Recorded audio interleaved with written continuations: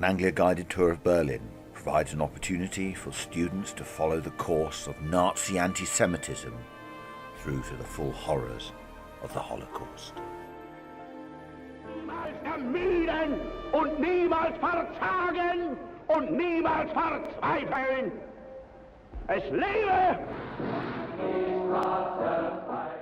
In Babelplatz, opposite that great seat of learning, the Humboldt University, we look at the Nazis' attempt to stifle ideas and consider those prophetic words, where books burn, so soon will people.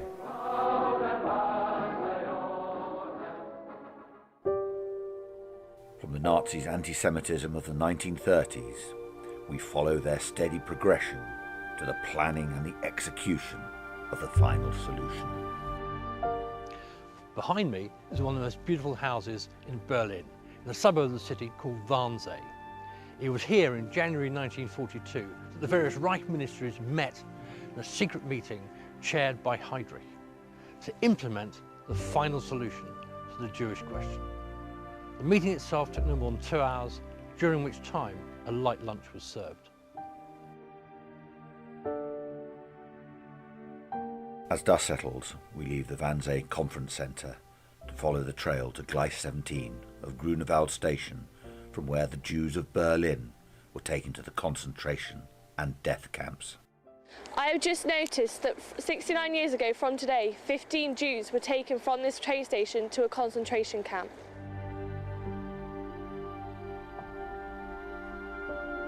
From Grunewald Station, we head out to the edge of Berlin, to the concentration camp that also doubled as the headquarters of the network of death camps that grew up under the Nazis. This is Sachsenhausen, one of 2 concentration camps in the Berlin area. Unique insofar it was used first by the Nazis and later by the communists. The sign, Arbeit macht frei, means work makes you free. We tend to associate this sign with Auschwitz, don't we? But actually, it comes from here, and Höss, the commandant, on promotion to take over the killing complex at Auschwitz-Birkenau, took the sign with him. But it originates here in Sachsenhausen. The next thing you have is a tripwire, which could have anything on it to make a noise. Then you have the concertina wire, i.e. the military style wire, and then you have the fence, which has electrified barbed wire on. And most people who ended up on that fence are people who found they couldn't bear what was going on in here anymore, and they committed suicide, committed suicide, basically going out and getting themselves killed by the guards. Being here at Sachsenhausen makes you realise the torture and suffering of not just the famously persecuted people like the Jews, but also the British and even German people who were governed over by Adolf Hitler, and they were tortured by hanging them by their wrists on these wooden poles, staves, and they would dislocate their shoulders.